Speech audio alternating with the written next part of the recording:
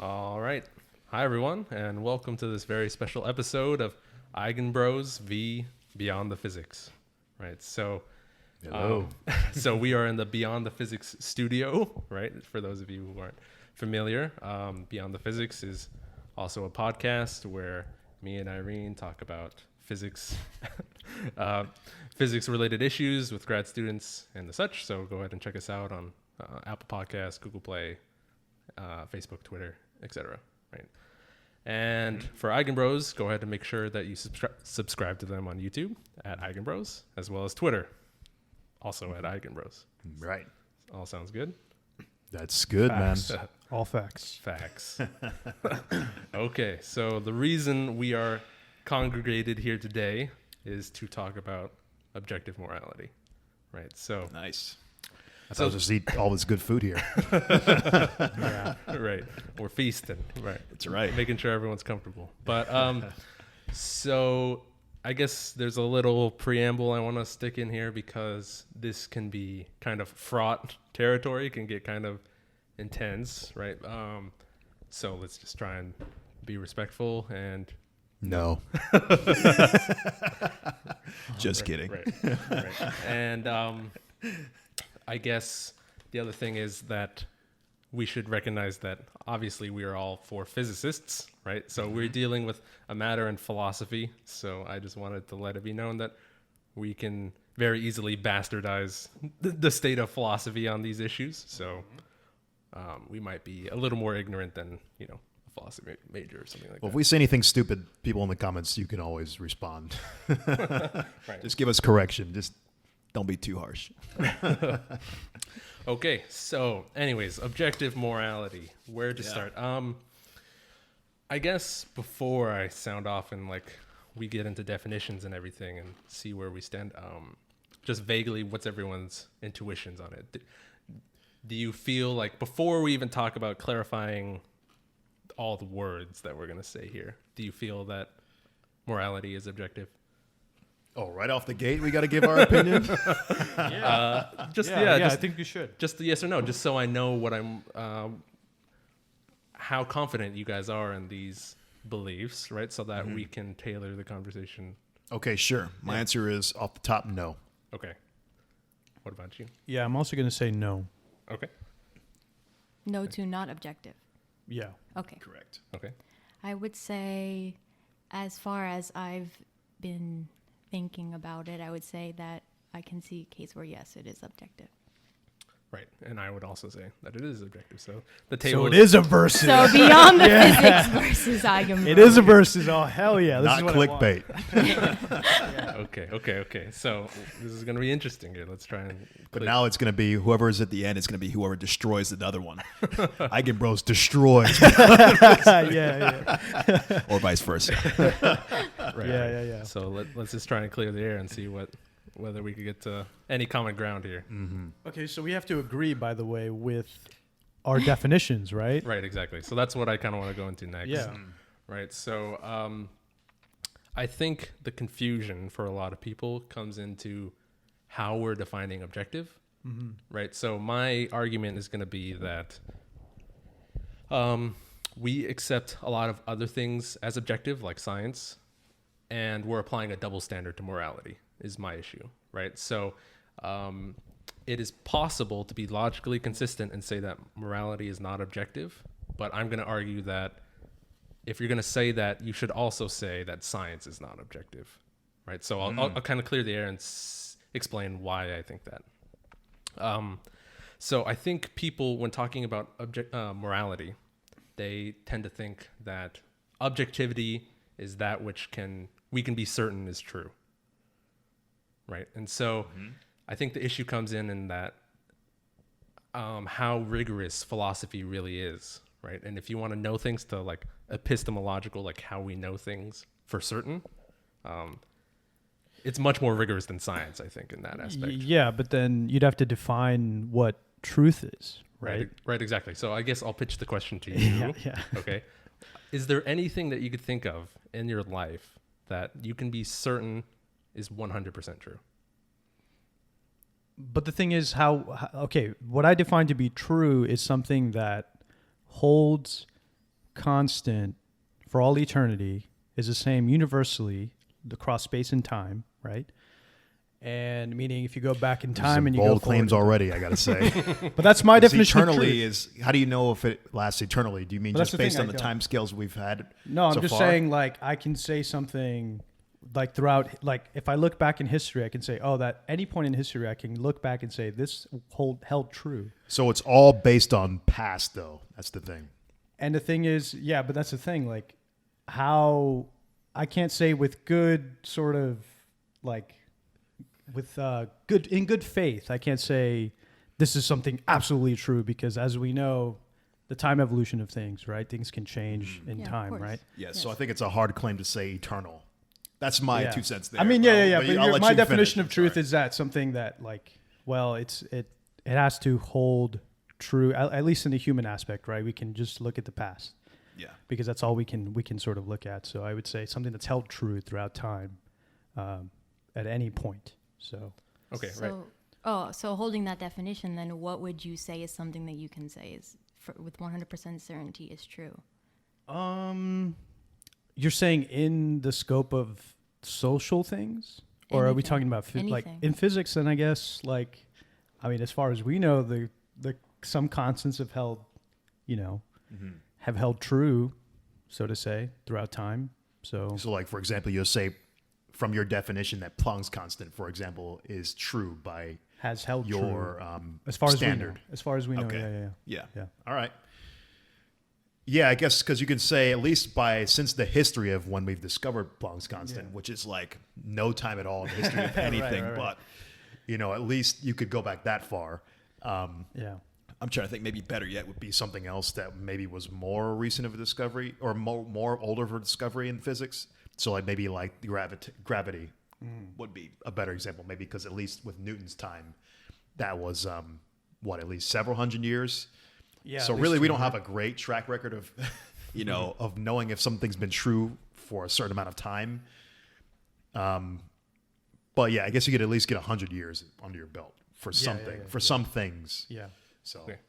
Right. So I would say that definition that you've put forward for truth is not the definition that people apply for morality. Right. So,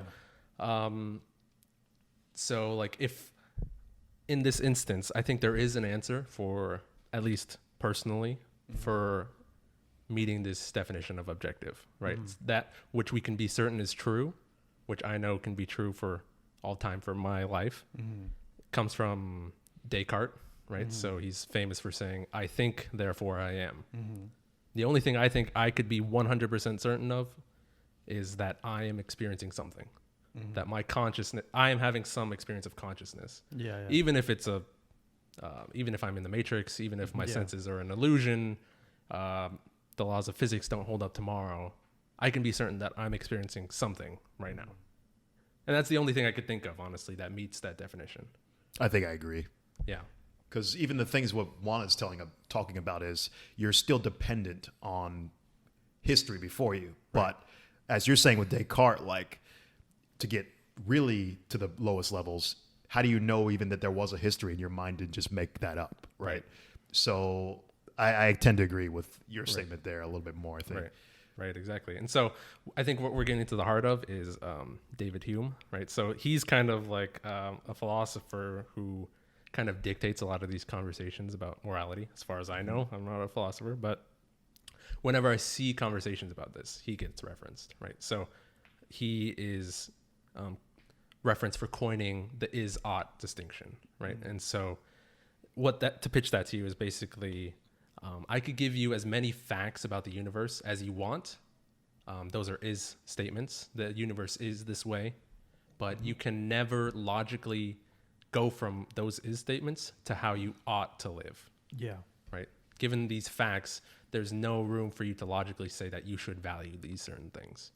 And that's kind of the ground for moral subjectivism, saying that you could give me as many facts as you want. You can never tell me how I should live or how I should live a good life or how you should be good to other people, right?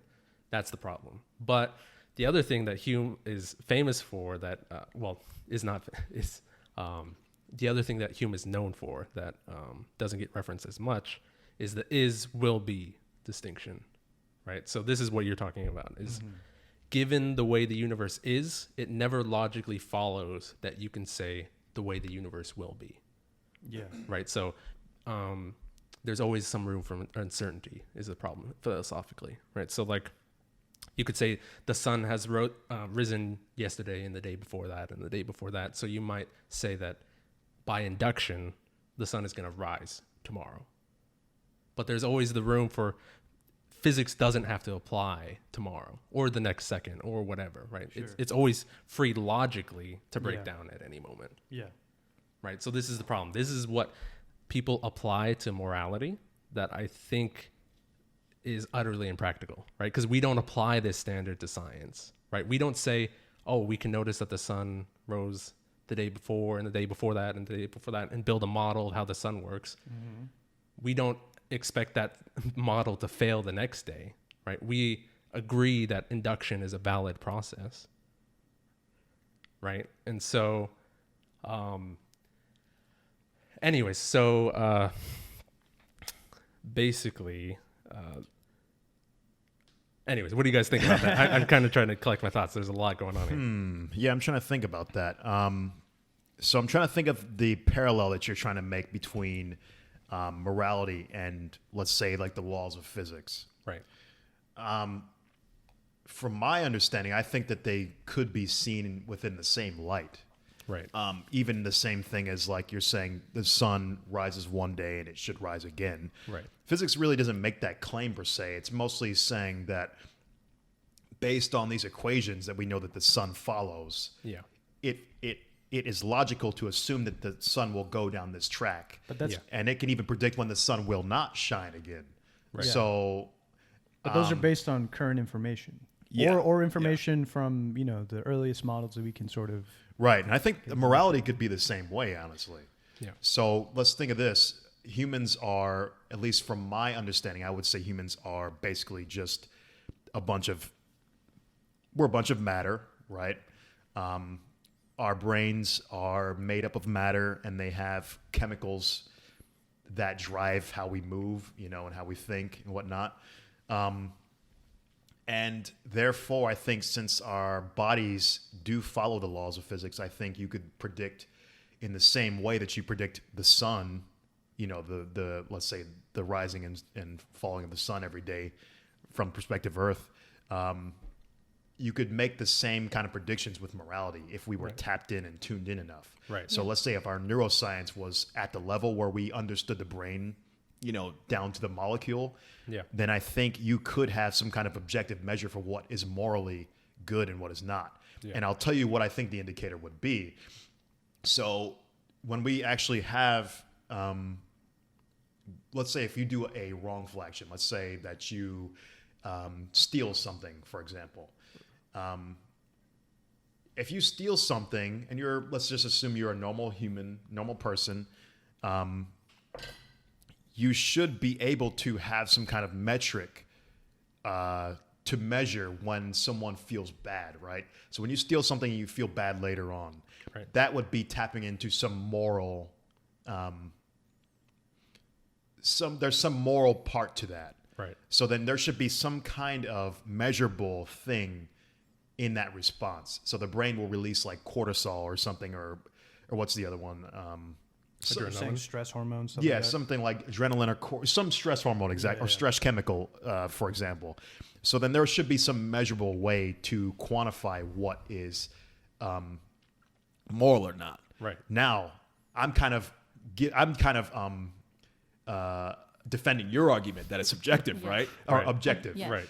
Now, the reason I don't think it is objective, though, Yeah. is because even when you're measuring those hormones, for example, I think that people probably will not register the same kind of responses. Mm-hmm. So let's say this, for example, one thing that most people can, let me think.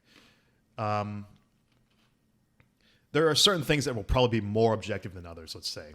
So, for example, let's say if someone murders someone, I would think that 99% of humans are going to have some kind of, let's say if we have our measuring device, they're going to have some kind of negative reaction in their brains that release some chemical that say this is morally wrong. That respect, I believe that the morality is more objective. Now, let's say something else where, let's say you prank someone. For some people, I think they will not register an objective metric of wrong feelings, whereas someone who might be more sensitive to that will actually have some kind of release of feeling bad because they prank someone. So that's where I think the subjectivity lies. I think it's the more subtle arguments or the more subtle things that certain people may not have the same kind of release of chemical for those particular acts. Right. Yeah. Okay. I mean, it's an interesting argument. Yeah. I So mean, what's a fundamental unit in your metric? So it'd be moles, moles of cortisol or something. Yeah. molars, like something like damn, what's an absolute value of a morality? Morals. An absolute value. One moral is one absolute it's value equal of to moral. this much cortisol or something. Yeah. I think you could. I think realistically, one day we could quantify that somehow. You can try. I mean, my problem is you have to like examine the framework of why we even can think about morality, right? Where does morality come from? In my scientific view, it comes from social dynamics, right? We evolved socially.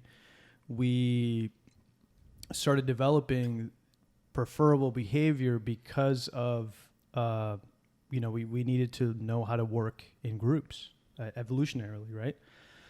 So there's people that got ostracized that were killing people or did stuff like that wasn't preferable behavior. I mean, through the process of evolution, we've kind of, I think, lessened those kind of behaviors, but statistically those things are still prevalent, and I don't think you could ever get rid of that because of probability and mutations and stuff like that.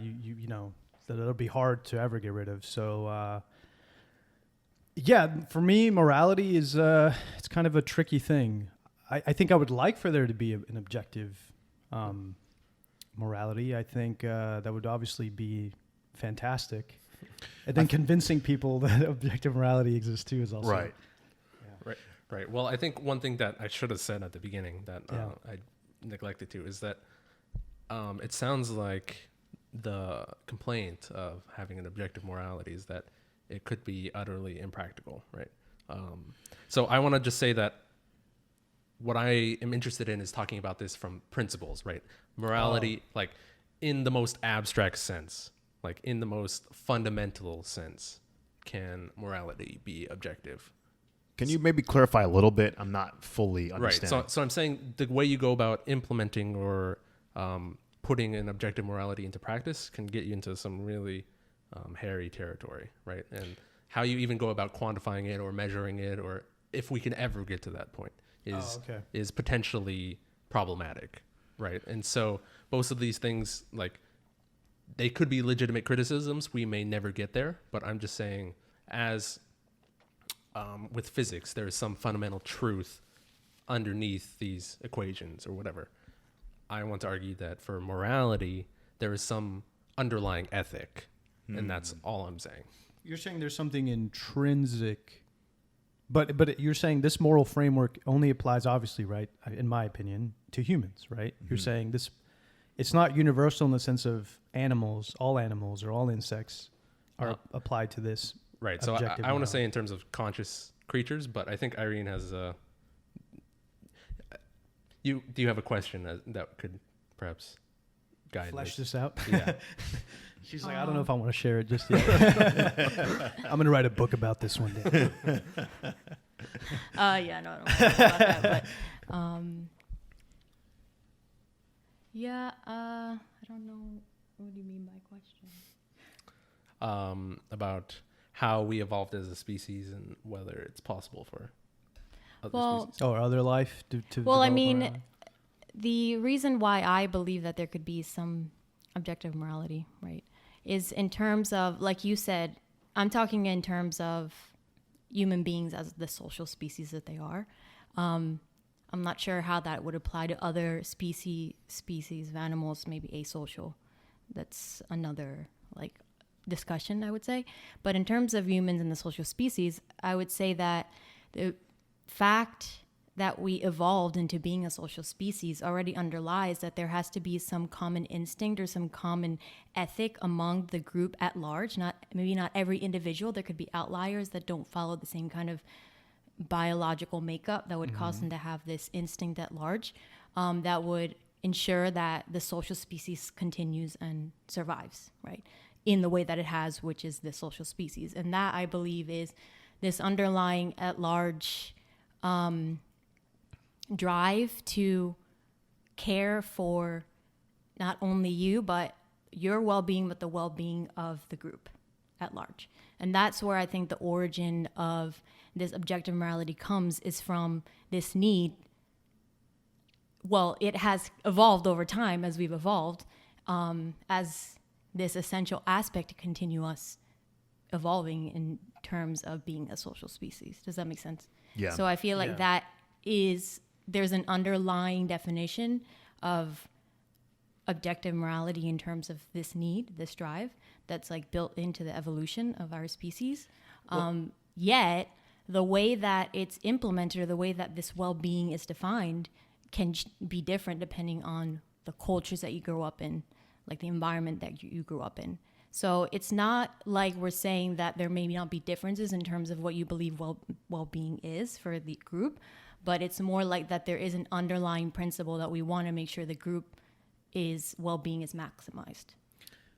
Well, then my problem then is like how you're marketing objective morality. To me, that sounds like you're trying to argue for a fundamental, like, morality or an intrinsic kind of thing that might not necessarily be universal, because you're saying it can evolve in time and stuff, but there's like a fundamental moral structure to like being a social conscious being. Right. So maybe it's just for me, it's just language. So I mean, no, it's saying that we're marketing it a certain way. I haven't even gotten to like the definition or anything. Right? Okay. Right. So this is something that I think that your impression might be imposing upon our views. Right. So it's because I'd even get to the other use of objectivity that we wanted to apply. Oh, okay. Right. So the definition of objectivity that I would rather use than that which we can be certain is true. I was hoping to go down the point where we can agree that if we can't agree that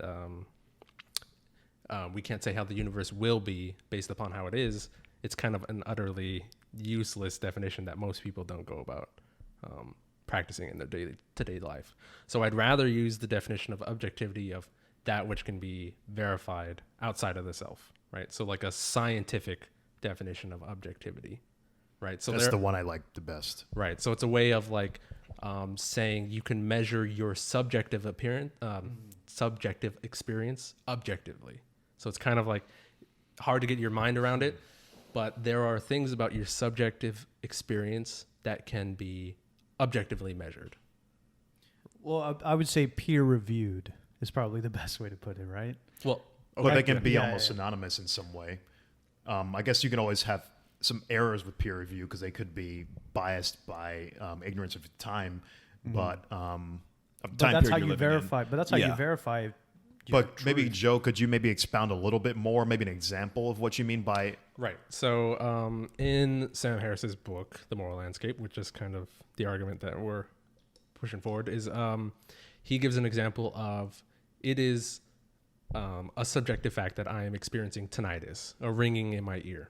So that is a subjective experience, right? But it can be objectively verified when he goes to the ear doctor, which it is. He goes to the ear doctor, you see that there's some internal damage to those structures, maybe the cochlear hairs or some of the internal structures of the ear, and you see it has nothing to do with his opinion that he's experiencing tinnitus, and it can be witnessed outside of himself.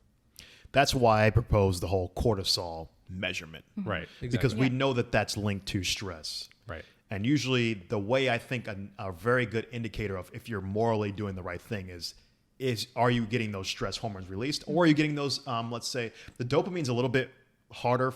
I didn't want to really go with that one because you could get dopamine from many things, right? And If you're even into when that you're not sort of doing thing. Yeah, I mean, it's a common neurotransmitter that's used Yeah, for a hit lot me. of. Yeah. So cortisol, I Processes. think, is the better one to measure with. Yeah. Although that also can have some problems too, because like you could be scared and you can release cortisol. But let's say if you were actually in a controlled environment and you could be administered some exam or something, and then you're given some certain choices to do something, you can see objectively measure someone's cortisol or something to see how their stress levels are. So to me, I think the only way you could ever achieve actually tamping down and actually defining very clearly what an objective morality is if you have some kind of metric of that stress indicator of are you doing things morally correctly or not. Right. Yeah. Right. So I'm not as tempted to restrict it to cortisol, but in general, I agree that the way we go about determining a moral action is through the brain, is through conscious states, and how the way you interface with the world affects your conscious experience, right? So, so our definition of morality, just so we're all on the same page, it seems like we kind of are, but just to make sure, is quibbling about the words a little bit here, but that to which is the overall well-being of conscious creatures, right? So Morality. right, an objective morality. I mean, well, Yeah, maybe so. I mean, yeah, I don't know. I'm still like, Because here's the thing. There's another problem where I think I get really, this is the harder place for me to distinguish, is when you start to get into these grayer areas where you start to overlap morality and ethics. So ethics and morality have two distinct definitions, although a lot of times we try to interchange them. So when I was looking up today the definitions of ethics and morality, ethics is kind of the extrinsic version of morality. So I think of ethics as the extrinsic external factors and morality as the intrinsic internal factors. So morality is something that is technically should be internalized from, let's say, maybe not say birth, but well, yeah, it should be something internalized through birth, let's say. I'll make the bold statement of that, and hopefully I can defend it. And then ethics is the one that is crafted from the society you live in. So cultural, whatever the heck. The ethical framework is the external or extrinsic framework. Yeah. So I think you can feel bad from things if it infringes on your ethical framework. But then I think you can feel bad also from if you infringe on your moral framework. But the problem lies sometimes when you get to the really gray areas. Where are you infringing? Are you infringing on the morality side or the ethical side, or both, or a combination of the two? So that's where I think it starts to get a little bit difficult. Because let's say if you, as we all can agree on, I think pretty much, it's not good to murder people, right? Yeah. But we have soldiers, we have the military. Right. They have to murder people as a way to, retain our position in society and, make sure your enemies aren't killing your family or your friends. So that is, to me, what it would be an example of a morality hit, because, you're going to probably be messed up from that at some level, because you had to murder someone. That's going to do some internal damage. Right. That's on the morality side. But then you can have maybe a little bit of justification from the ethical side. Yeah. Now, whether you feel less of an impact, that would be an interesting thing to see. I would like to see if you would be in more internal anguish from killing someone in the name of good or in the name of your country versus if you were just someone who plainly just murdered someone out of spite or something. Right. Or out of revenge or whatever. Right. So I think what you're getting at is basically kind of this distinction of what Irene was bringing up of the question of what constitutes well-being is truly open, right? So that's for societies and cultures to kind of determine about how you go about maximizing their constituents' well-being, right? And so ethically, you can have very different conceptions of what morality or ethically you can have very different conceptions about what is good and bad. I Yeah. guess you could say. Yeah, but I think at the end of the day, I think a morality is a much more rigid version where even if you have something ethically justified, your morality will give you an indicator that it's not per se. Yeah. But I wonder, my interest is there a lesser pain from that or something? Yeah. You know, if it is justified by your society and people are telling you, you know, you've done good and you're a hero, you know, I wonder if it nullifies a little bit some of the internal pain, but I don't know if it does. I'm not convinced. Yeah. Do a case study on vets. Yeah, and I mean, you see Yeah. what happens with vets. Although they have Yeah. other circumstances, like they're always in fear of being killed, Yeah. so you get PTSD and whatnot, and that's not really. You got other factors that are going to be noisy. But that's from stress, though. That's yeah, like exactly. war. That's yeah. Yeah, so there's mean- other factors that make it hard to have a clear like metric of, Yeah. you know, does this specific action Yeah. infringe on your morality or not? I think know?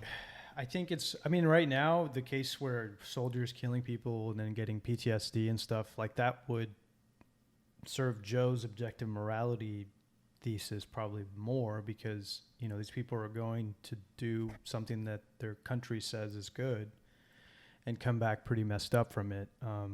So there's some like they feel a sense of wrongdoing when they you know when they go ahead and whatever protect their tribe or however they want to view it, right? But yeah, it's just. Can we go back to your definition? Of, Right. So you want me to pitch it to you one more time? Yeah. Okay. So that to which is to the overall well-being of conscious creatures. Now that's so I agree with pretty much most of the stuff. I think the breakdown is when it gets down to the grayer side of things. That's why I still kind of am leaning towards the morality subjective area because This is you know I think a big part of it is awareness too. So I think someone can have a different morality sense depending on the awareness or their perspective of the situation. And when you have things of perspective and awareness, that to me is a subjective indicator. So for example, what really Genghis made Khan. no, I think he's pretty morally fucked in many ways. Maybe he thought he was a liberator or something. I don't know. No, so the one of the examples that pops into my head is like pranks or like, for example, let's say like types like Eric Andre or like Sacha Baron Cohen. So these guys push the line. They really tiptoe on the line between, you know, what's fucked up and what's not. And I think These are absurdists, by the way. yeah. People So if you don't know, who they are. they're like comedian absurdists. Yeah. You should know them. But Yeah. You have to turn that off. okay, I think we can have a little. I can have a little cheese. Can you pass me a little Yeah, more yeah, real quick? Ba-da-ba-ba-ba.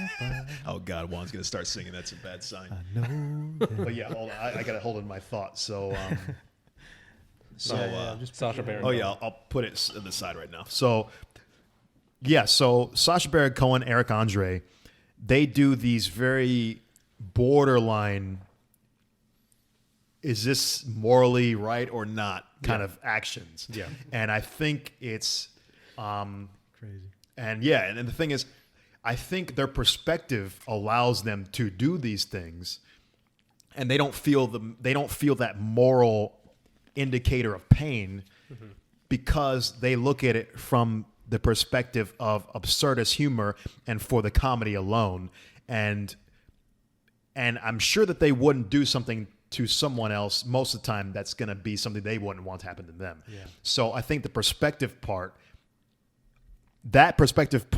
for me seems like it makes morality much more subjective, because when you start to tiptoe between that gray area, Yeah. it becomes much harder to define. Can I add to this Yeah, point? yeah, go ahead. To elucidate on your point, so these absurdist comedians, what they do is they put their guests in very stressful situations.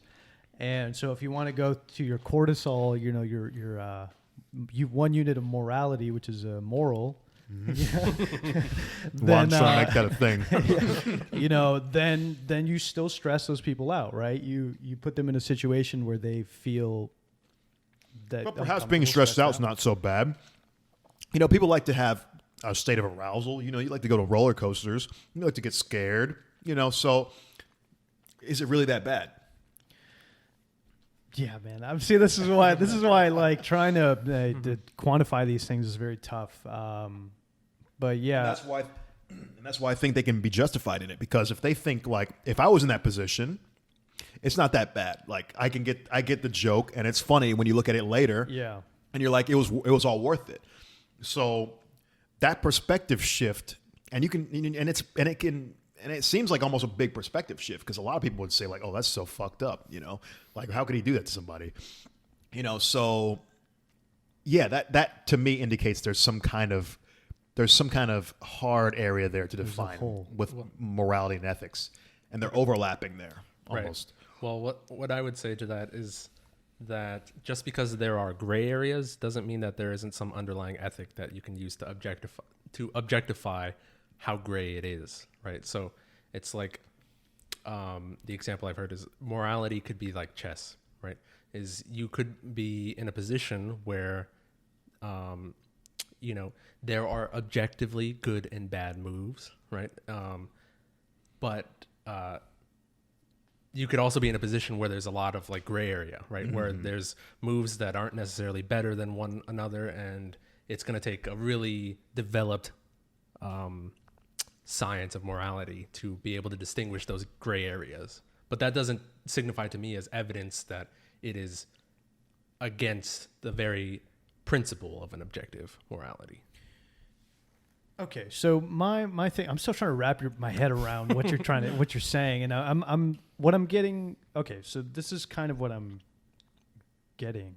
Maybe it might not be right, but okay. So morality, we can agree that morality is an emergent social phenomenon, right? Yeah. Morality is? Yeah. Meaning it's an emergent social phenomenon. Yeah. It develops from being a social animal. Yeah. All right, I agree. So it's an emergent social phenomenon, right? I still would call that For like human a morality. biological phenomenon, because social implies it's like No, after. but Yeah. But I like but- maybe Irene's. But biological definition would a mean little that it applies to other animals, which I don't think. better. Well, it's a different kind of morality then. So Then- we're only sticking to the human definition. Yeah, is what yeah, you're yeah, saying. yeah. Okay, whatever. yeah, but that's what I mean. Like, we can't say biological. I'm trying Okay, to, I'm trying to parse I the see what language you're here. saying. So, Okay. so it's a social, right? So it's a socially emergent phenomena. So, but just because it's an emergent phenomena doesn't mean that there isn't some kind of, you're saying, truth that we can extract from it, from like, there is preferable behavior throughout societies. That's kind of what you're arguing, right? Yeah. Like, murder is seen more than not. It's seen as something that's troublesome or painful for people. Yeah, I mean, it's really hard for me to say because like you can look at societies like the Aztec, where they did ritual murders and they felt like it was the right thing to do. But then again, maybe they were still hurt by it. Yeah, they probably might. They have probably been. felt, they just didn't understand it. but they felt like they had to sacrifice to the god. Right, Okay, right. yeah. Then maybe I'd have to see the data, and that's kind And of also where, they could put it on the executioner. So Sure, yeah. a lot of times, if you're a bystander just watching the act, Yeah. it doesn't hurt you because you're not directly doing it. yeah. So usually the person who takes the brunt. That's why it's also like, why do they have to have an executioner? Why can't they just do it themselves? Yeah. You're putting that brunt all on the executioner. So maybe Yeah. he feels the pain, but Yeah. it's hard to I mean, say. but still seeing it, like seeing people, I don't know. But then it's like, but if you're a group, well, shit. Because I'm thinking about like when people were hanged for stuff, like trivial things like burglary. Mm-hmm. It's like, okay, is that really the fucking crime to pay for something like that? And some people would cheer such things. But is that overriding your intrinsic morality? Do you feel good that somebody's dying because of something like that? I don't know. Maybe in the moment. That's the other thing why I say I don't really like to measure the dopamine response. Because in the moment, let's say you really thought you were hanging a witch. You might feel a sense of relief, and then you get a dopamine rush, and you're like, "This is great," But then you start thinking back, was she really a witch? And then you start to actually go through it, and you knew her family, and that's when the morality kicks in. So it could be a delayed effect. I mean, it could also be the story that was crafted. Oh, they say witches are harmful to us as a society. They're gonna come in and whatever kill like the members. So maybe then you're like demonizing witches.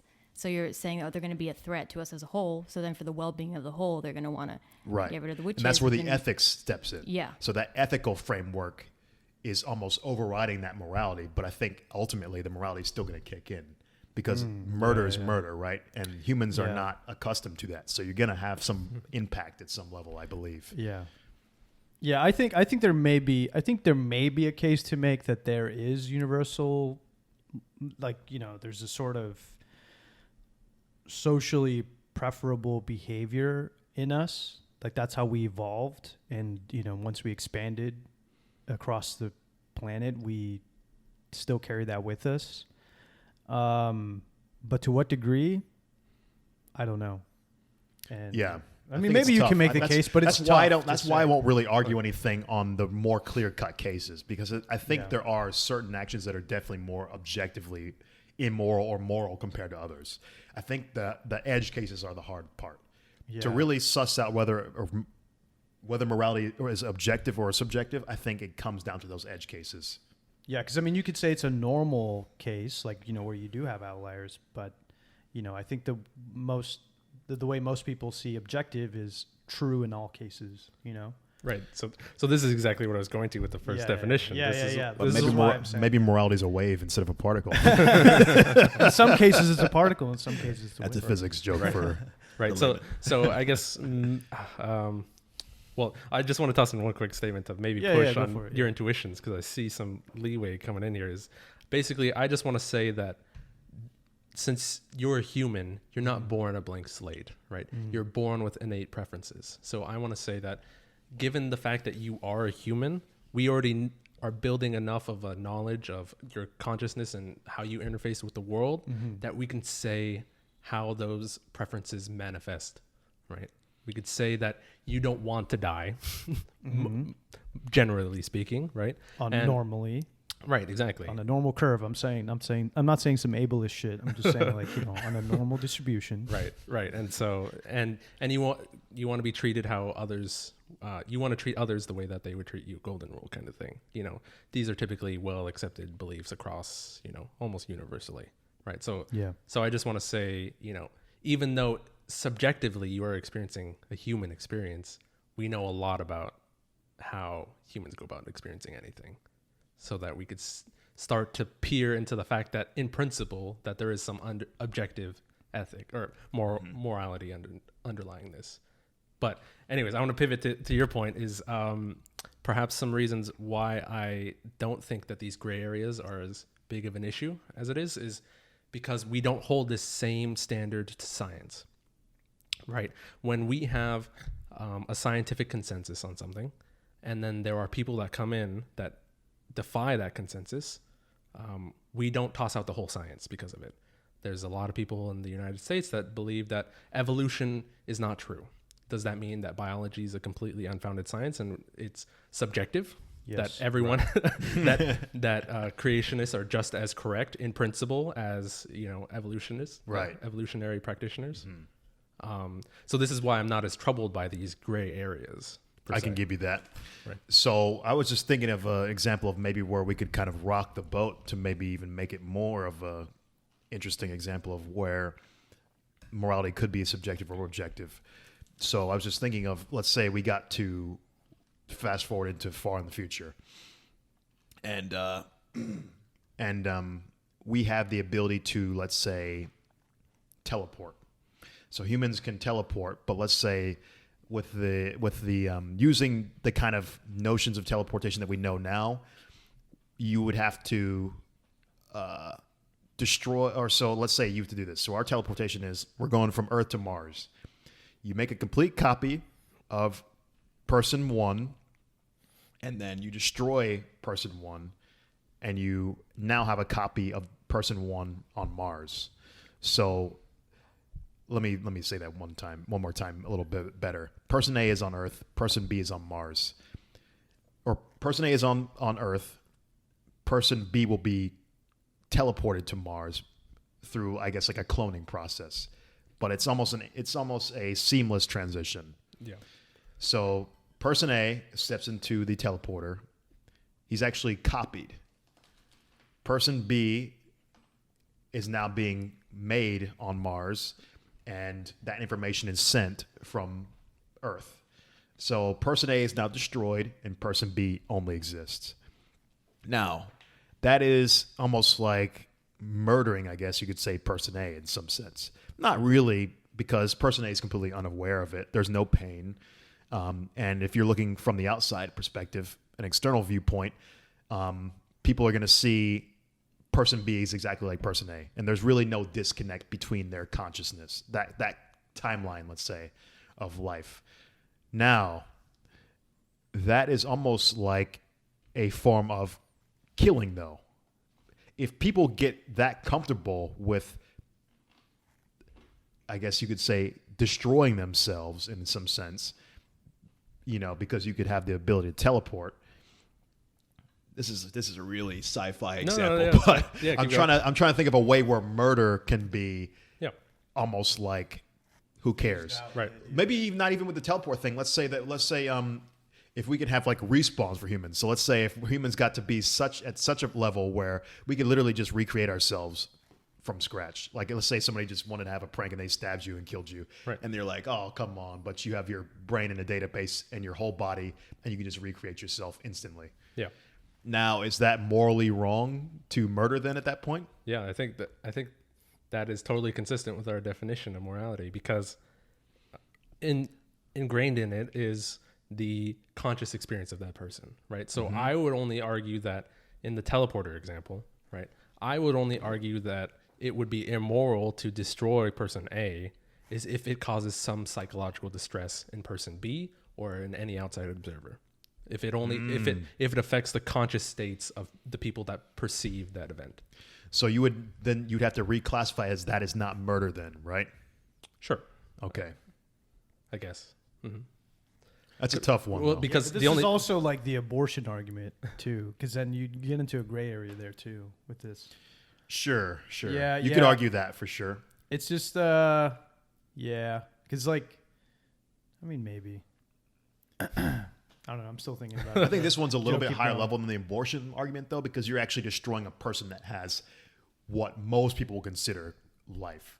At the abortion argument, you can argue whether it has conscious life or not, right? This one is like, it's clear cut that this person has conscious life. Right. Well, so this is not this does not go to our objective definition, but I would say that the reason, my intuition as to why we think murder is wrong is because that causes the cessation of that person's consciousness, and that causes a lot of anguish and a lot of it to the detriment of the conscious states of people around them, knowing that consciousness is not going to exist in the universe. So the very fact that person A's consciousness, hypothetically, it is perfectly mapped on to person B, then it's indistinguishable. Yeah. So Yeah, it's not Well, ceasing that consciousness. Okay, Right. so- All right, I can give you that. Okay, so but at the same time, we don't live in a vacuum, right? So we interact with our world.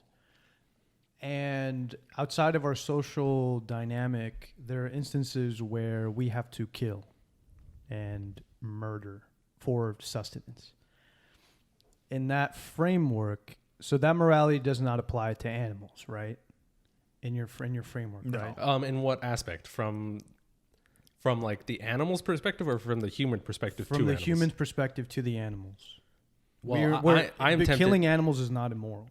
I am tempted to include that in the definition, because if we know that if we can objectively say that if we can get to the point where we can objectively say that animals experience some consciousness, some level of conscious well-being, then I would want to say that it is immoral to kill an animal. I think I agree. I think it's immoral to kill an animal, but I think it's ethical. I think in our society we've constructed a system where we can see it as ethical to kill animals, but I think morally, because I mean, just imagining like if I could even kill an animal myself, I'm tempted to think that I would feel pretty bad. Like, trying to imagine just like killing a mouse or something. I feel like that kind of suck. I But feel we do nothing research on research on mice all the time. Yeah, but and I feel we treat them as these. But that's mammalism, dude. Like you feel guilty killing a mammal. I feel no guilt killing a roach or something. Ooh. I used then to actually that- but feel that- guilty killing roaches. Believe it I or feel not, in no some weird guilt way. killing a roach. But Now the, I don't, But the really. argument that Joe could make is that the roach isn't conscious, like isn't conscious of its existence. Yeah, I mean, there's Or a it's lot a of lower form of yeah, consciousness. exactly. There could be a lot of ways out of that, but Yeah. Well. Yeah. but I mean, did you have something to add on? No, to that, you're I just. guess? I'm trying to throw things at your model here, and just being like, well, Being a I'm not scientist. entirely sold on it, but I keep throwing stuff at it. Yeah, that's and, fine. Keep them coming. Yeah, I think the inclusion of like the consciousness factor is a good Yeah, key That's element. a good metric. Because the lower the consciousness, the less immoral. The lower the consciousness, the less immoral it feels. Yeah. Right. Yeah.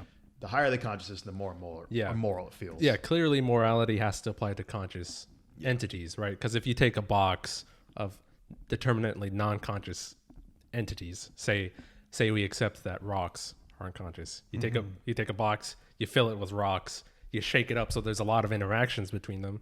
Does it make any sense to say that those interactions are moral or immoral? Sure. You said that the rocks are conscious or not Are conscious? not conscious. conscious. If we can agree that Yeah, it is yeah. not Yeah, conscious. No. No, it doesn't So, matter. so Right. my argument though is that judging things lesser life forms. So like if aliens come and visit us, right? Or relativity happens and our future so some people from the future come back and say, "Oh, we've lived on planet Earth a long time and you guys are actually lesser beings." So bye-bye, like, you know what I mean? It's kind of like Well, the thing is now that's out of the scope because we've only defined morality within our sphere, in the human social sphere. you're Yeah. saying, okay. In the human specific, and in our same kind of level of Consciousness. sentience, though. Okay, too. okay, Because yeah. we're like a million years ahead of us in time. Then yeah, we might be the fucking rocks. So it might, in their framework, then it is immoral to kill us. So then we're just that's it, right? you're just rocks. Yeah, it's like unfortunately that might be the case, right? But we're But gonna in hope the that's not objective case. morality case, we would have to be like, I mean, they're moral. It's their moral right to kill us. Well, we We're don't like have to rocks. because that's our moral. So that's why. Oh, that's almost getting to the point where maybe This is what I'm saying. Yeah, that's kind of true. Like your morality is maybe objective for your sphere of consciousness. So perhaps you can say it's objective for our sphere of consciousness, maybe. Yeah. But then if you're working anywhere outside of that at any higher level, maybe it's not. Or a lower level, because we can clearly see we don't give a fuck about ants, right? But in their sphere, they don't want to die. You know, they feel pain. Well, in my model, I'm not necessarily so quick to like jump on the the level of consciousness really matters.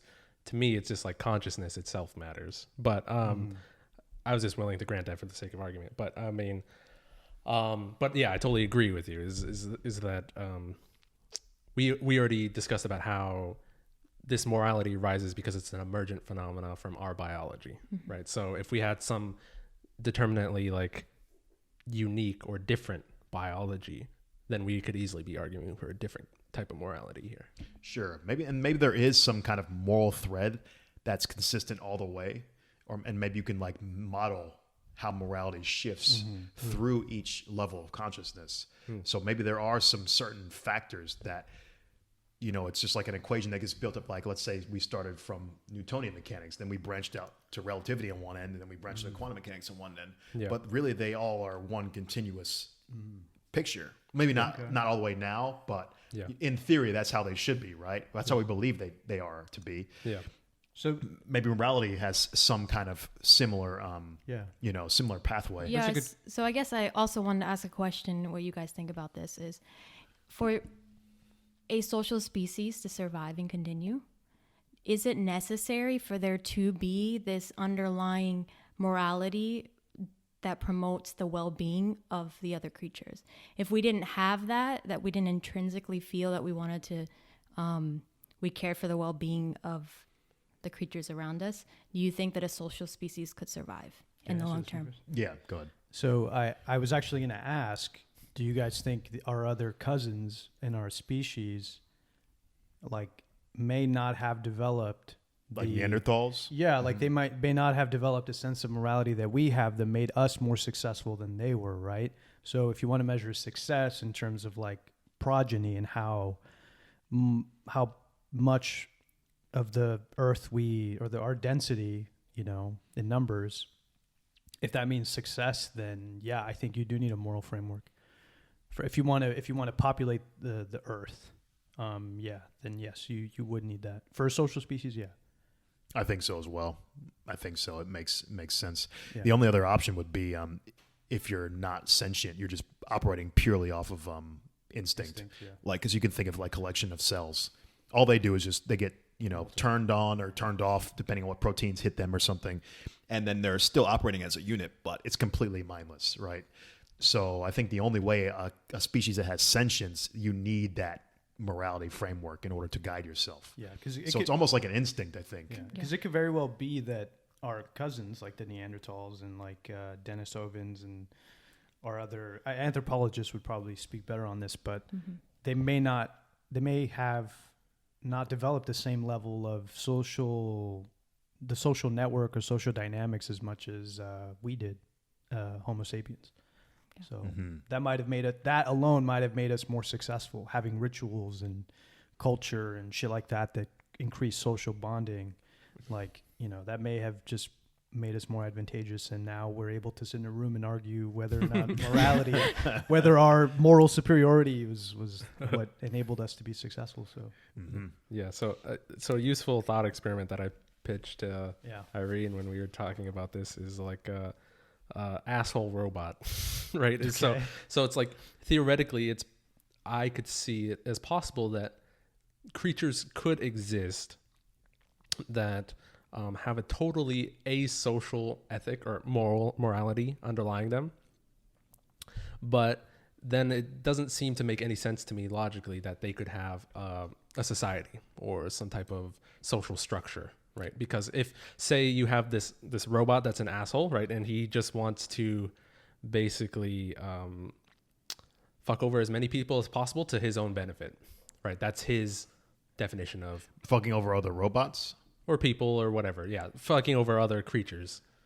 Let's just okay. Let's go to a universe where there's only other asshole robots. Okay, yeah. Right. This is good. Right. Okay. So we have a black box of a universe where the species is a robot, and they're all assholes, and they don't care about the well-being of other creatures, of other robots.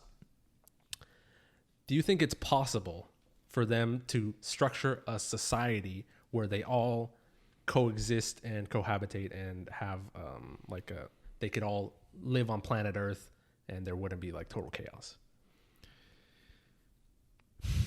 I think it'd be very tough because if they're because the thing is, if one of them sees some kind of advantage by hurting the other, it's going to be an obvious conclusion to just hurt the other one, right? Yeah.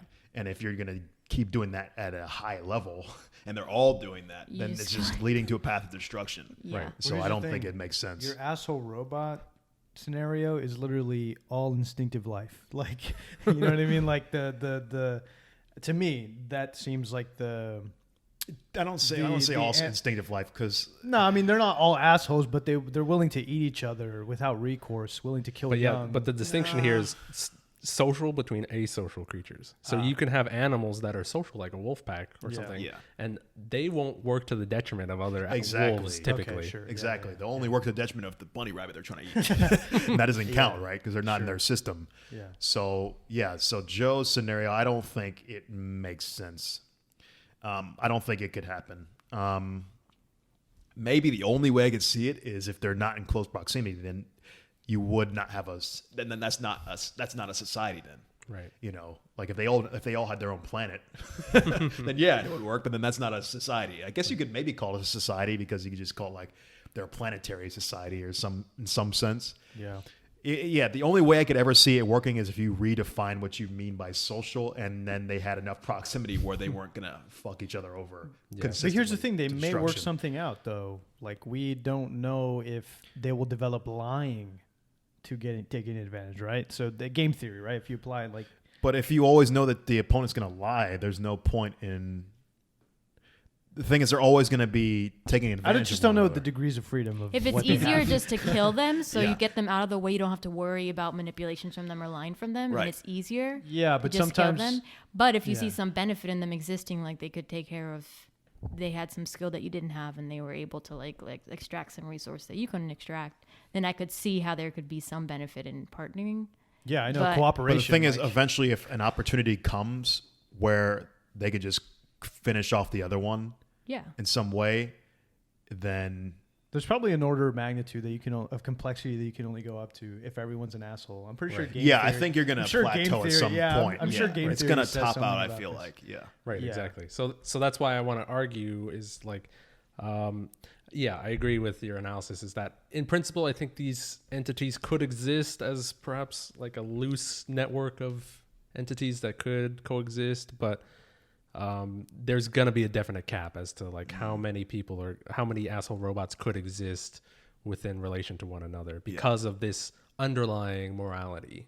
So given the fact that we exist in a society that is as it is now, that we can observe, that could serve as some like probability, some prior Bayesian statistic kind of thing that suggests we have some underlying ethic that is counter to this asshole robot morality.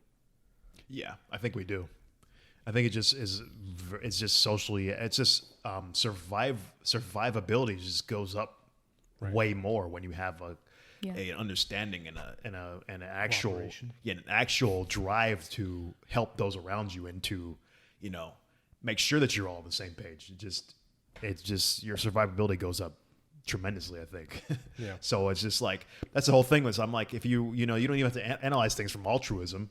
It's just the fact that survivability is just doing the good thing is always best, right? Yeah. It's going to make everything better for everyone. So yeah, I think it's just purely just that's the easiest way to do it. Makes the most sense. Yeah. So But you gonna say so something, I Juan? want to gauge where you're at, Juan. How you feeling about Being convinced, I'm not. Sure. I'm not entirely convinced. right? But so, it's a good. I like the idea. Mhm. Do you guys have any other points to add to this? I like the idea, but it's cool. Like I will say, it's having like you guys are saying, a fundamental moral structure intrinsic to our social group or our social society of humans. To me, it still seems like a preference. Like it's something that we want to increase the cooperation in society. Preferably you'd want people to behave a certain way. And it's just it's so hard to it's hard to say. I feel like these definitions get rocked by scale. Like, because I agree with Joe with one scale, and then I agree with with our position on one other scale. So it's like you got to kind of like figure out what's exactly the scale we're talking. Because it's like it goes back and forth, and this is a common thing with like any kind of patterns of the universe. When you start looking at one thing, it looks like some picture, and then when you expand it out, it changes. Yeah. So Right, it's right. all depending on what scale we're talking. Yeah. It's hard for me to agree with myself. So I don't know. Yeah. Yeah, but so it's okay that it's a preference. Like the fact is that I think it's a natural preference is what I'm saying.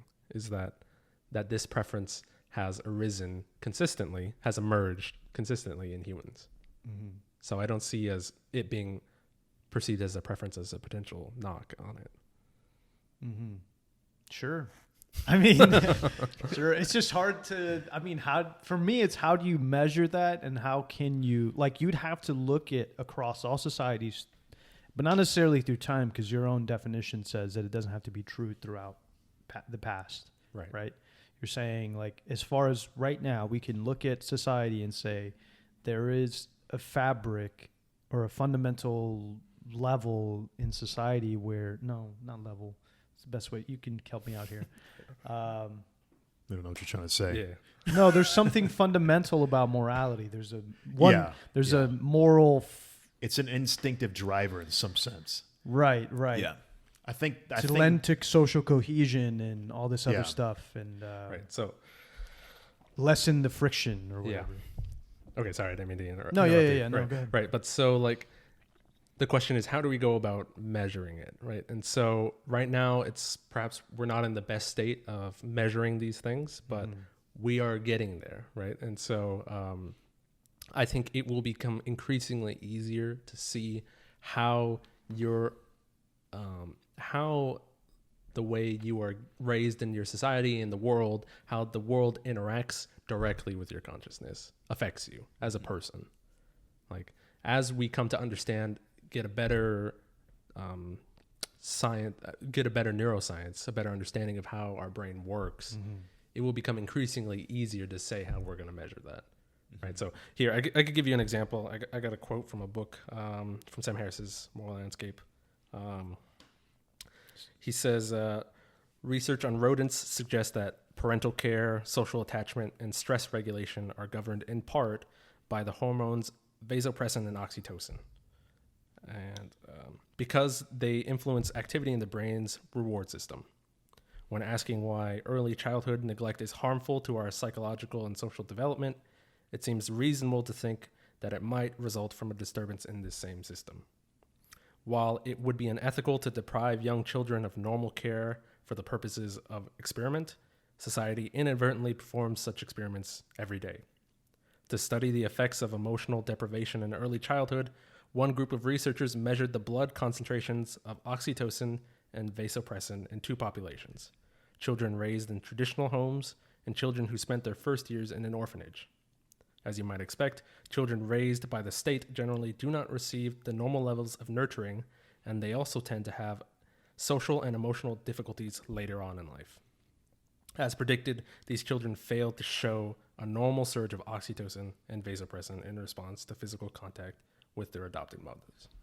So, anyways, so that was a long quote, but it's just basically an example of how one could hypothetically go about measuring direct, objective chemicals in the brain and seeing how that maps on to their social or asocial behavior. Okay, so in your framework, it would be immoral to, in this case, right, like to put up a kid for adoption. Right. Well, yeah, in the sense that we care about children's well-being, about their conscious states. If we know objectively that putting them up for adoption negatively impacts those conscious states and causes them to lash out for these deficiencies given by their upbringing, then yes, I think it becomes increasingly objective to say that that is immoral. But I think it's ethical. That's the conundrum. I think with society, you have two things, and it's kind of you have to, right? Because if you didn't put them up for adoption, there's the alternative path. Imagine if the mother could not support the child. Yeah. Now she's trying to raise a child that she doesn't want, and she has a resentment now, and the kid is even worse now. Right. So, okay. Yeah, exactly. I agree with you. So you have to kind of have these ethical foundations as well, right? Because, the person who's in that situation might be able to decide better what's going to be the better outcome. But I think your argument, Joe, is I think I'm starting to get it now. So you're just saying that, like, we can, as long as we can all agree that these things are bad, you're saying, like, in this case, you would have to convince me, but this isn't natural to me. Giving a kid up for adoption is wrong. Like, you would tell me that. And I'd have to agree intrinsically that it's wrong because you're saying in your framework it's immoral, right? I would need to be convinced in of the that. objective framework. It's immoral. Yeah. I mean, according to your thing, but to me, it's not immoral. I would now that you give me information, I need to be convinced that it is immoral. So in that case, well, he just did because he said that the lower levels of vasopressin. But I'm saying before he told me this, I had no position on like putting up a kid for adoption. But he's telling us that it would be wrong. Well, wait. So this is why I specifically wanted to avoid in practice versus in principle because of Terrence's point, is because there are other factors to consider when it comes to putting up a child for adoption, right? So there's also the well-being of the mother that you have to consider. There's also the well-being of the society that you have to consider. So it's a multi-level problem that gets really complicated. So if we're just zooming in on just the conscious experience of the child, then it becomes easy to see that that is objectively immoral. But that's not even the full picture either, because like you said, there might be this scenario if the child is not put up for adoption, that child might actually, the well-being can be lower than if it was put up Over for adoption. time, yeah, so it's it's maximization of the well-being with what's available, with the options that are available. Well, that's why I think it's maximizing. yeah. Okay. That's why I think it's useful to have two different to have the definition of morality and ethics, because the combination, I think there could be maybe some minimization or maximization problem where, you know, if you're ethical, let's say if it's ethically high and maybe morally kind of low, it's kind of like has a balancing, or like the sum of the two, you can kind of get like a maximum value or something. And if like the ethics is low and the morality is low, then obviously it's going to be a lower sum or something. So yeah. Okay, so there's maybe, probably an equation that you could you could make somehow. so this is kind of like what Drive it. economists. So this is kind of what economists do, because like what you're arguing is like social science stuff, right? So with economics, what's his name? The utilitarian guy, fucking, what's his name? He developed a think metric of measuring people's like happiness or something, like utility. So utils. So if you maximize, what is it? I guess happiness. Was it happiness? I can't remember. I don't remember. Now. But for you, maybe some of you out there know in the comment section, but yeah, there's this idea of maximizing utility. I think it's maximizing happiness. Correct me if I'm wrong. But and there are certain philosophical scenarios where you maximize your utility or whatever that means, right? And in your case, you would say you need to maximize morals, Well-being. Your case of well-being and that human being. Like, what scenario does that?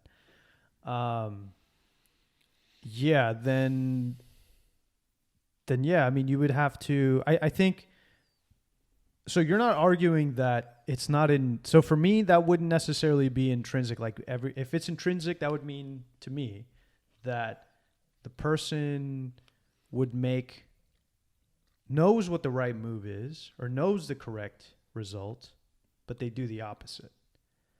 You know what I mean? Like, given the information they have, they're able to look at the situation and say, this one's clearly the right move, versus a situation where I picked what I think is the right move, and then somebody coming back and saying, well, you chose wrong and you're wrong, like you're immoral or something like that. Then that would make the case for me that it's not necessarily an objective morality if I'm not able to discern from a scenario myself to choose which is right and which is wrong. Do you get what I'm saying? It's kind of a So are you saying if every individual person can't come to this same definition of morality, then it's not objective? can't come to, like, if they're all given if they're all given the same scenario across all the, right now across all the world, given one scenario, if they all pick one answer and then say, you tell them, actually, the answer you chose is immoral, like, then that argument to me would be that it's not intrinsic because these people didn't know what the right answer was. Well, so just because people can be mistaken about facts doesn't mean that there isn't some underlying ethic here. No, but they're not mistaken about a fact. They're maybe choosing something because the argument, I could be wrong. Maybe I'm mischaracterizing your argument, but it sounds to me like you're arguing that this is intrinsic, but I'm saying if it's intrinsic, then the person that's choosing an answer and then you coming back and saying that's wrong, then it may be the case that that it's not intrinsic because they're choosing the wrong answer. So what I'm saying is there is an intrinsic principle. How people apply that principle may be inconsistent across individuals. Right, because Okay, you can't look to people to. I don't know. I wonder if you guys are talking across each other because I can't really tell right now. But yeah, you can't really leave it to people to decide on what is objective or not. Right, objective is only left to people who can actually there should, I guess you can leave it to people, but you need to, there should be a clear-cut way to determine if something's objective. Sure. So there should be some metric. But what you're saying is, I don't know, I don't really understand, because you're saying like, because, are you saying that because they cannot tell if it's an intrinsic morality, that it could maybe an ethical problem? No, because if what? the person doesn't know, like say you take a survey and then everybody chooses a different answer, right? Okay. And my argument is that how can you say, I could be wrong, how can you say that so this thing is intrinsic when the people intrinsically don't have this instinct? Well, I would say that going back, we can also use the example of putting up a child for adoption. It seems like the point that I'm trying to make too, that I agree with, is that there's an intrinsic desire to do what's best for that child. But you don't, maybe what you choose as what's best for that child is different than someone who's more educated in the possible outcomes for all the options might be. So maybe they would choose something else and say, put the child for adoption, where you might say, oh, I'm going to keep the child because it's better for the child to be with me, even though they might grow up in a very erratic environment that overall might actually decrease the well-being of that child. So where you think you might be maximizing it because you're not as educated, in the end, it ends up that someone else's choice was actually going to maximize that child. So okay, it's that's more, what I was trying to say. Yeah. it's more like you intrinsically you have the motivation to want to maximize and do the best that you can, but you may not, because either maybe the ethics that you grew up in your culture or because you're uneducated, you can't make that choice that actually does maximize the well-being. Right. So the argument, I'm probably still getting fucked up on the objective term stamped on there because yeah, I mean, that's what I'm trying to say. It's like but you're saying the intrinsic part of it is you want to do better for the child in some case. But I'm trying to say that in some cases, some people may not be, that might not be their first instinct. That might not be their first thing that they go to. So that's fine. It's perfectly consistent with our but then model. in your case, it would be immoral to do that. Yeah. But then my case would be like, well, that's not necessarily there's something that's not intrinsic to them, and that breaks down right there at that person. So remember, the definition of objective that I want to continue with is that which is verifiable outside of the self. So like a scientific definition of objective, not something that every person can necessarily come to the same conclusion intrinsically. It's something that there may be some guiding principle here. Yeah. There could be outliers to that whose definitions of morality could differ, right? So like, think about, here's an example I want to pitch to you in terms of science, right? Say you take a group of 10 people and then you drop a ball, right? And you ask them, can you model how that ball is supposed to move? Right? And so say all 10 of those people aren't educated in physics. They know nothing about how the equations of motion for gravity interact with the body. And so they all just write some gobbledygook. No one comes to the same conclusion. Does that suggest that there is not a fundamental force acting here? No, I mean, that's... I'm saying, is it possible for everyone to be mistaken about this underlying truth? Yeah, but everybody would still be able to observe. I mean, everybody would observe that it's falling down. Nobody would get it.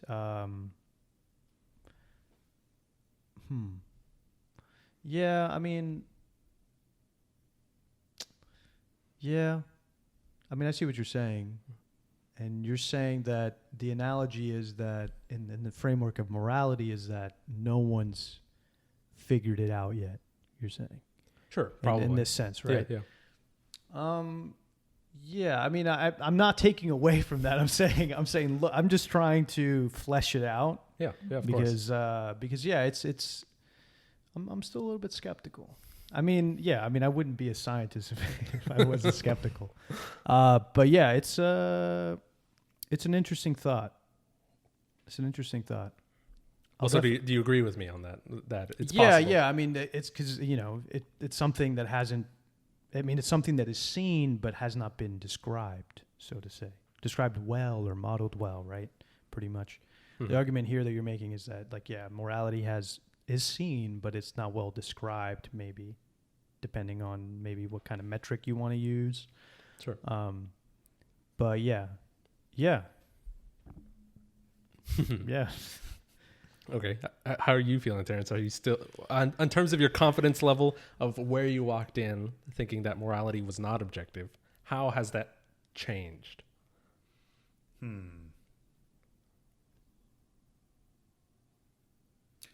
The only things that really have changed are, for me, the trying to pin down a universal. Well, not much has really changed. The only thing that changes, the only hard thing about arguing this is to know exactly where everyone else is coming from. Yeah. So when I initially came in here, I was thinking of morality in a universal sense, Yeah. which is why I said it was subjective. Yeah. But there really is not so far too much disconnect, I don't think, between our perceptions Yeah. when it's analyzed in a certain scale. So I think for me, the biggest problem is a problem of scales. Yeah. And I think it's not going to be easy to solve without any kind of real data, like neuroscience has to be so much better. Yeah. Psychology has to be so much better. Really, neuroscience is the main one. I think the thing is, to really have anything objective, you need actual testable things. You need empirical data. Yeah. At least statistical. Statistical is not ideal, of course. You always want to just be able to hammer down, like just an electron. I want the mass of the electron. Boom, there it is. But even statistical can work. Yeah. I think we just need data, and that's the only thing that will really be convincing for figuring out if it's objective. And I have a suspicion that there is an objective layer to reality. Right. So I think I'll reverse it. I'll reverse my opinion and say that I think it is objective, because even when I was thinking that it was subjective, if you look at it from a universal standpoint, or look at it from every single possible creature, at all levels of sentience, Yeah. I think I like the objective version now more, because I'm now modeling it in my head now as more of there has to be some kind of, I suspect there's some kind of objective pattern. Yeah. And it's some kind of emergent pattern that can actually be quantified and measured and actually created as an equation. Yeah. And to me, I would say that's objective then. Because if you could say that this creature has, let's just put a number, like this creature has 5 amount of consciousness, then we can say at level 5, this is how the morality framework works. And you can model their systems and see that their social structures model that system. Mm-hmm. And then you can proceed all the way up to, let's say humans are level 10. Mm-hmm. And then it all matches up. Yeah. So I think I think that is something that is feasible in the future. Yeah. So, I mean, yeah, I agree with you. So I'm going to change my answer to, okay. I think reality. I think we do have an objective morality. I think Okay. I think you can model an objective morality, but your metric would have to be, it would be hard to figure out a good metric. Yeah. I think that's But that's my only thing. I think you could come up with one. I think we're just limited so much by neuroscience that we're just so far away. All this could be complete bullshit, right? This is all based on intuition, which we all know for sure as physicists that intuition is you get fucked way hard after a while, if you're looking at the wrong scales. So so this is all based on intuition. Of course, albeit we have a little bit more intuition than maybe the layman, because we've seen patterns even when we're breaking intuition. So I'm still gonna invoke my intuition on this. Yeah. But yeah, I think I'm leaning more towards now in the best possible framework for tapping down morality, as it is an objective morality. Right. If we had the proper metrics, we could do it. Yeah. That's what I'm going to say is my intuitive thought on it. I'm saying it can be objective. But yeah, I think you could say subjective if you're looking at a certain layer. I think that's what will throw you. Yeah. Right. Yeah. So I agree with that. Like at the level of ethics, I agree that as it stands currently, it is totally open playing field, right? Because it's just, we really don't have neuroscience pinned down yet. But I see progress being made, and I think I think if this claim is true, I think it has important ramifications for how we should structure society and stuff like that. So I think it's something that we should really start considering as possibly true, right? Because I think there's a lot of, because of this double standard that we have for morality versus science, it really rigs the deck against ever making any progress on this, right? But you're saying, but that distinction, what is and what ought, right? Because you're saying, you're making statements of what ought, how things should be, right? Sure. Yeah. No, I'm just asking. Right. Like, yeah. Right. But it's also coming from, I'm not making an is from an ought. I'm saying we're starting, as humans, we're born with an ought. We're born with a preference. We're born with things that we would rather have happen in our lives. We would rather have good conscious states. We would rather not die.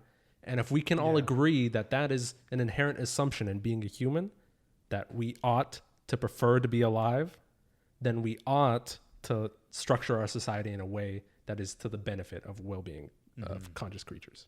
Yeah. Sure. I think, I would agree. So you changed too? I mean, in your definition, but these are specific definitions that, according to Joe's definition of objective morality, then. So I think I guess we know what the thumbnail is going to be then. The Beyond the Physics destroys Eigenbros with facts and logic.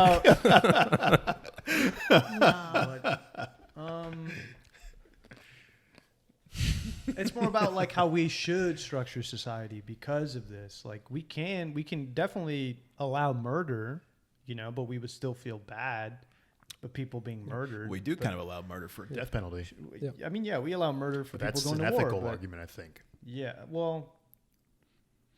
Yeah, that would be also is a thing that I feel like is still pretty hazy for me, which is also why I think I kind of land in the subjective area too. Because you remember in the beginning, the biggest qualm I had with subjective and objective was because of the gray areas. Yeah.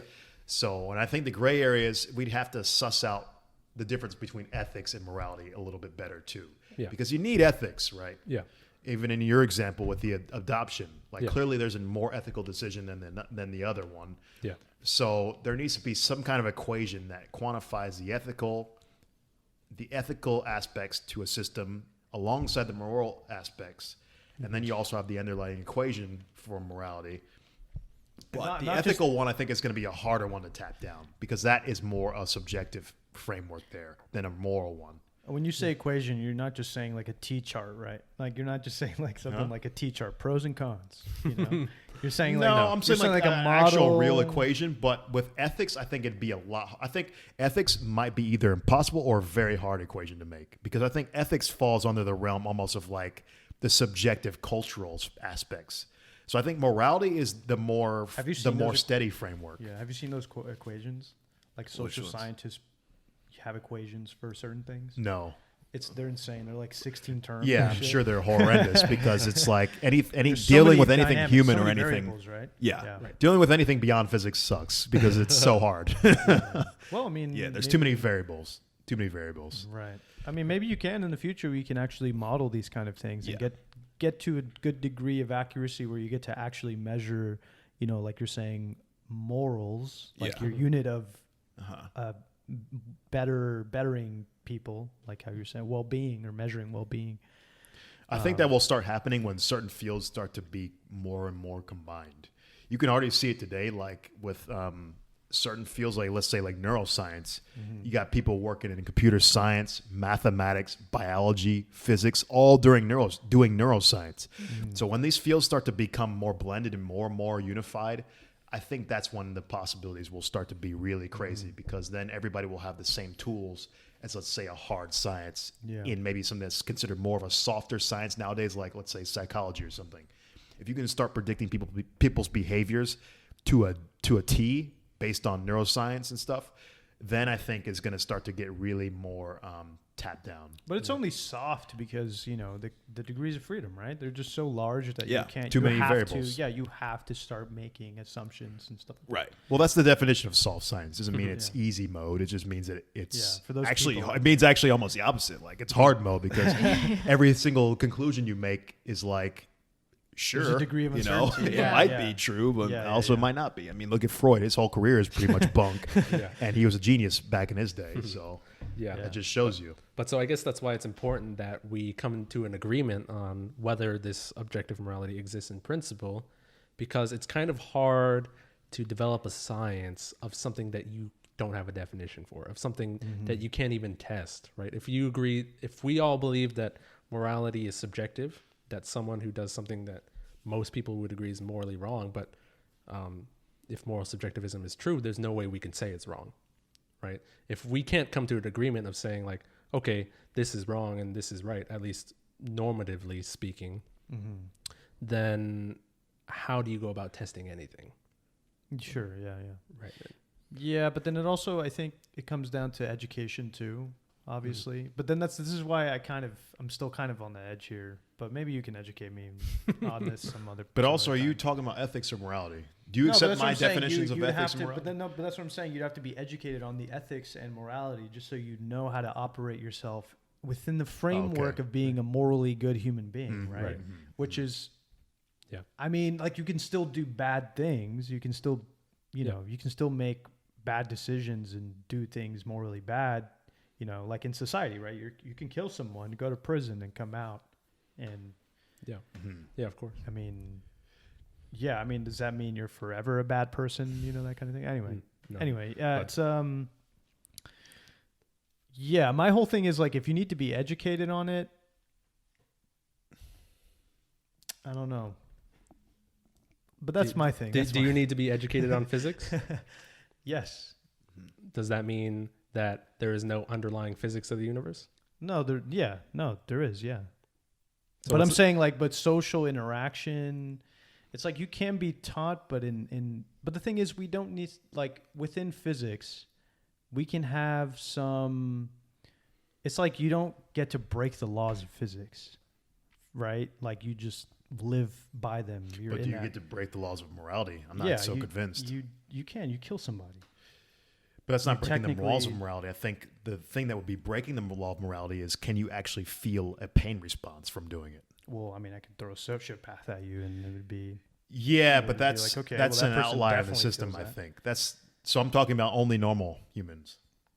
Well, then no. Then I guess if you're excluding outliers and just looking at Yeah, people always. like that, Of course, you got to generalize things at some level, right? sure. Yeah, but I'm saying those people fit. It's hard to fit them in your models, and even just accounting for madness sometimes. Like people have like they murder out of love or out of passion, you know, or in the moment kind of thing. You know, and temporary insanity is what some people plea. And yeah, it's like Yeah, but that still wouldn't make your action morally good. no, but to me that would kind of, I mean, this is why I'm saying like I feel like it would break your model. I don't think In it a would. I sense. think it would be like, let's say, the fact that we have a transition from classical to quantum mechanics. You know, your system, once it transitions into that certain realm, then you have a whole different framework of the system. So you can always treat outliers as they're a different part of your system now. They're just the extension to your system. Oh, I see. Okay. You see, so it's not like it breaks your system. You have to. That's why you always say to start with the generalized version of your system first, and then you can build the outliers later on. You know. Okay, that's fair. Yeah. Yeah. Right. Okay, so I guess I did want to ask you another question, Terrence. Is I wanted to get a sense of your intuitions, right? Since we were talking about them, is Okay. Is that is your intuition the same as mine in terms of that we are going to be increasingly making more objective claims about consciousness, about how your actions in the world directly affects the conscious states of other creatures, right? As we learn more about neuroscience, will we learn more about how those neurochemicals or express themselves in terms of your behavior? I would certainly hope so, because I think that's like the ultimate direction that we're trying to push for, right? Right. So I think that's the ultimate goal, right? Yeah. We want to be able to. It would be beautiful for scientists if we could just predict everything, right? we want to always try to make predictions. We always want to analyze things and understand things to the highest possible levels. And I think for neuroscience, that's kind of the direction. You want to understand the brain at such a high level that you can make predictions on people's behavior. You can quantify their morale, their moral decisions. Right. You can quantify how their consciousness or what you're saying affects other people. Right. I mean, all of these things are the goal, Right. right? So I think that is the direction. Right. So I guess where you could come into some disagreement with this framework of objective morality is if your intuitions are vastly different, right? If Juan, what about your intuitions? Do you think it's even possible for neuroscience to get to such a level? Yeah, sure. Sometime in the future. Yeah, you could. I mean, you just need the technology and the wherewithal to be able to model all these variables and characterize them properly and have the models be tight. I mean, yeah, I mean, I guess in theory you could, but in practice, Well, I'm saying, that's a question mark. What's your intuition? Do you think that is like, say, however many years in the future, 100 years from now, 200 years, whatever, can we start to make more and more objective claims about consciousness, about your experience of consciousness, I guess? I don't know, dude. I'm gonna be honest. I don't know. Maybe it's the wine talking, but I don't know. It's the one talking. I feel like it's definitely possible already with like technology that we see. Like you can track people easily, right?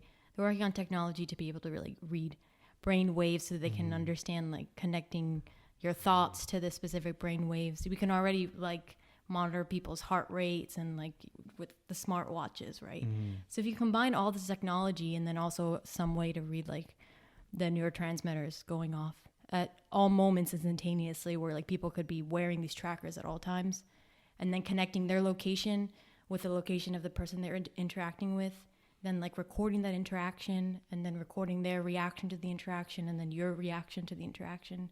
And then with all the computing like space that we can probably have in the future even more, right? So I bet you can... Right, we're not even close with Yeah, quantum exactly. computers, You can take It's a all whole that other data realm. and it can be like quickly with using all the technology that you already see that we're getting in all these sectors. I see that as totally possible to be able to get all that data, sort through it, understand it. A computer program can do all that for us, right? So Right. To me, like the best way to analyze these things, if it's possible with our limited intuition, is like, does it violate the laws of physics? If not, then yeah, it's probably going to happen, right?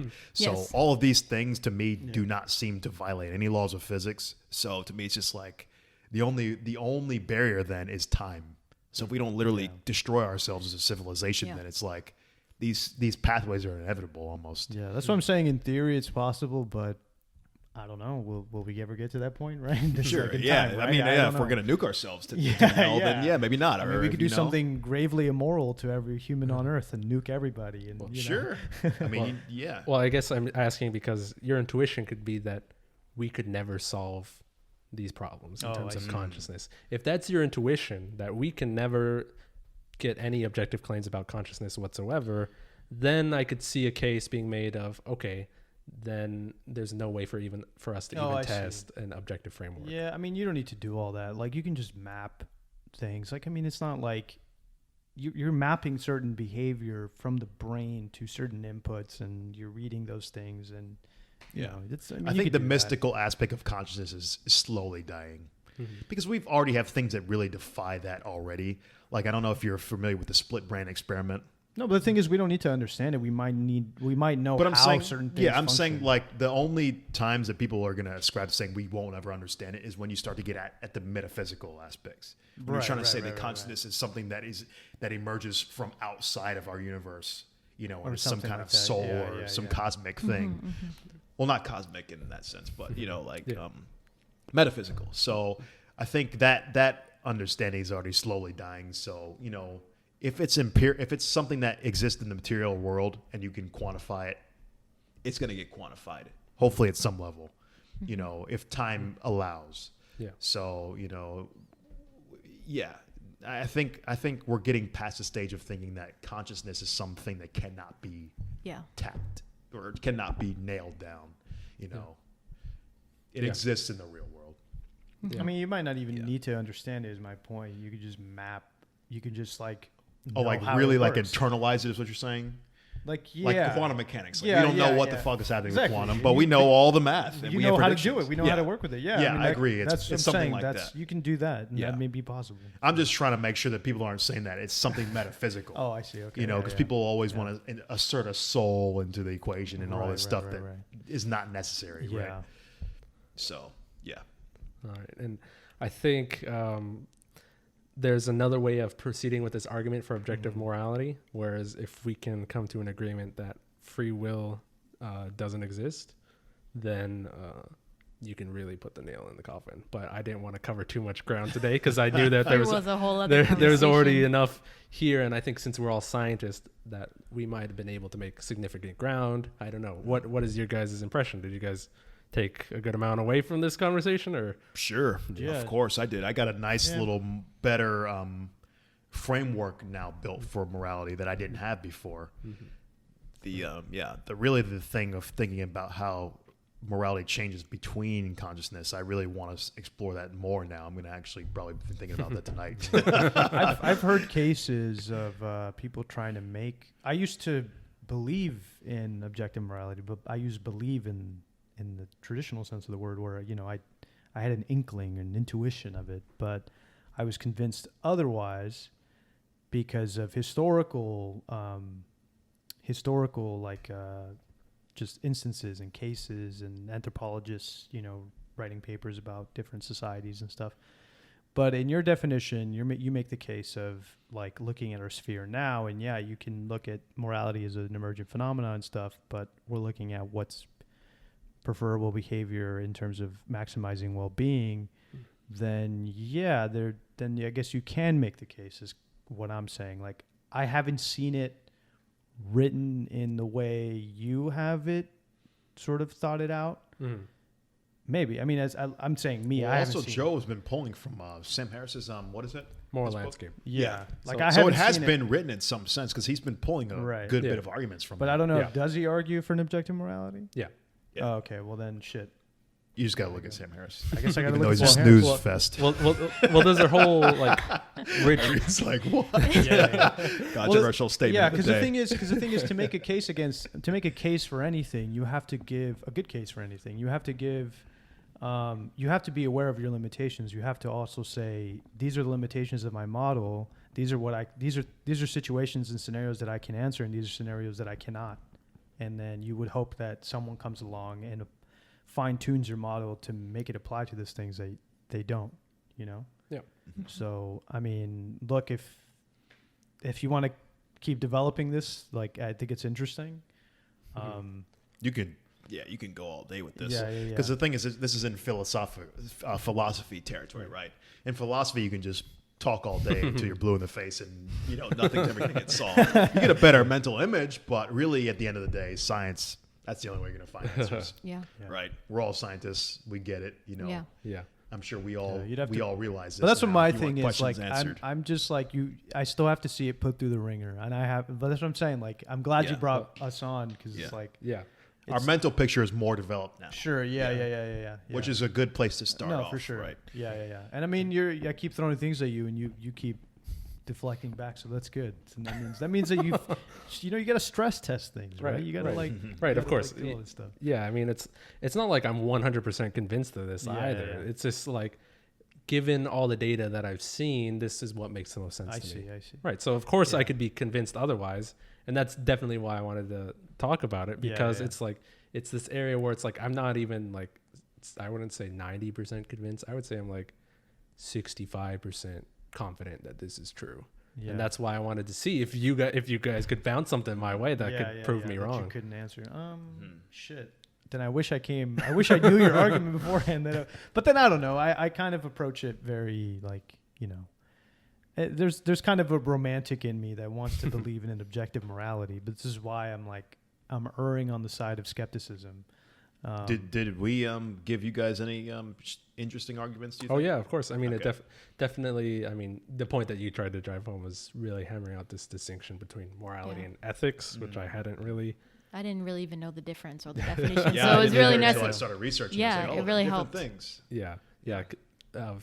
that's where our model kind of those are kind of the limits of our model, right? Like it's still consistent, but that is definitely an area that needs work in order to be more. And that's convincing. really a dichotomy that, haven't you guys noticed that's such a universal dichotomy? Like intrinsic versus extrinsic is a lot of shit. Yeah. But that Like goes a to, lot of stuff. but that is goes to extrinsic Joe's. versus intrinsic. That goes to Joe's point. It's like isn't what ought. Like ethics is like what ought, how you should do things, right? No, that's different. That's You different. sure? Yeah. Because like, extrinsic is. Oh yeah, I guess it is the same. Huh? Because Yeah, that's the it way is I've same. seen it. It's just Yeah, like, you're you right. know, You're right. Morality is Because about the ought is like the ethical part, Yeah, and then yeah. This what is the way you is should do is things. the intrinsic. Yeah, Yeah, you're yeah, right. yeah. That argument's like everywhere. I mean, that dichotomy exists in so many areas. Yeah. So I should have known better. Before I was looking at it, I was like, okay, yeah, that makes sense. But yeah, of course, I got a lot through this conversation. It's been a lot of fun. I'm mindful of your time, right? So I know there's time constraints. So do we want to wrap it up here, guys? Or Yeah. Well, I appreciate you having us on. yeah. Having man. this Well, chemical we're discussion. technically on your show just as Oh, much, yeah, right? True, So- I guess so. Yeah, but you're hosting us. Right. I wanted to take part in this bountiful feast a little more. Yeah, but, yeah. So I didn't want to give people mukbang over here. All right, so we'll take a break here. I mean, so I just want to say thank you all for watching. If this camera's still going, so go ahead. If you're watching this on Eigenbros, go ahead and check out Beyond the Physics at all your podcasting platforms, and vice versa. If you're watching us on the podcasting platforms, go subscribe to Eigenbros at YouTube and Twitter.